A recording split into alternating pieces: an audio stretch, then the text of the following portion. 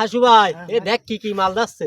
বাপরে আল্লাহ, মালের দানা পড়ে গেছে। দা কি মারলে মাল একদম যে শখছে কি মালছে। দেশে যে অবস্থা যাচ্ছে তাতে মেয়ে ছেলে পেলে মানুষ করাই দায় হয়ে যাচ্ছে।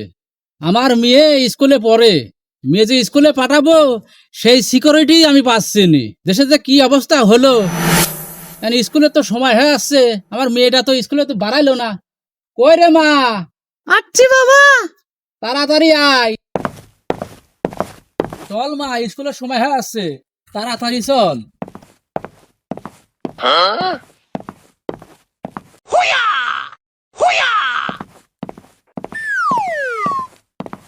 হাসু ভাই, এ দেখ কি কি মাল যাচ্ছে। বাপরে আল্লাহ, মালের দানা পড়ে গেছে। দা কি মারলে মাল একদম যে শখছে কি মালছে। আজকালকার ছেলে পেলে দেখো, বাপের সামনে মেয়েকে ইপটিজিং করছে। আমি ভরসা পাবো কিভাবে? মেয়েকে যে একলা রাস্তায় ছাড়িয়ে দেবো, সেই সিকিউরিটি আমি কিভাবে পাবো? আজকালকার ছেলে পেলে আর কি বলবো। আরে আল্লাহ, চাচার মেয়ের পিছে কি বাঁধেছে? ওটি কি চাচার তিন তো বিষয়টা জিজ্ঞাসা করতে হবে, কি করতে বাঁধেছে এটি জিজ্ঞাসা করি। ও চাচা! বাবু, আমার ডাকছো? হয় চাচা, আপনাকেই ডাকছি আমি। দাঁড়া মা, এখানে দাঁড়া, আমি নিয়ে আসবো। এই লোকটা কি কয়? হ্যাঁ বাবু, বলো কি কামে ডাকছো?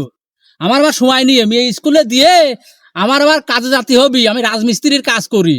আচ্ছা চাচা, একটা কথা বলি, কিছু মনে করেন না। আপনার মেয়ের পিছে ওটা কি ঝলছে চাচা?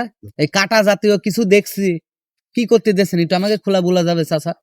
হ্যাঁ বাবু, আমি তো এরকম লোকই খুঁজতেছি, যে কেউ একটা আমাকে প্রশ্ন করুক যে আমার মেয়ের পিছনে এই কাটা জাতীয় কি কারণে বাঁধেছেন। শোন, দাঁড়া বাবু, আর মেয়েটাকে নিয়ে আসি।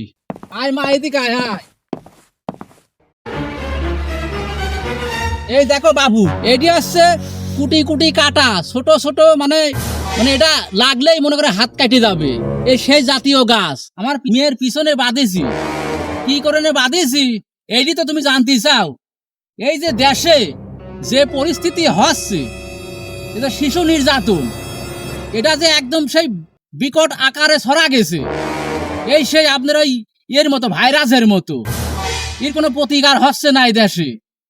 আমি যে এই মেয়েকে স্কুলে দেবো, এই কোনো সিকিউরিটি নাই। আজকাল তো স্কুলে মাস্টাররাও তো এই পর্যায়ে চলে গেছে। কোনো রকম কোনো জায়গায় আর কোনো শান্তি নাই। এই শান্তির জন্যে আমি আমার মেয়ের সিকিউরিটির জন্য এই পিছনে কাটা জাতীয় আমি একটা গাছ বাঁচিয়ে দিছি, যাতে আমার মেয়ে ধর্ষিত না হয়। কারণ দেশের যেই পরিস্থিতি যাচ্ছে, ওই যে বাবু শোন, ওই যে একটা গল্প শুনিসনি? ওই যে গোপাল ভাঁড়ের গল্প।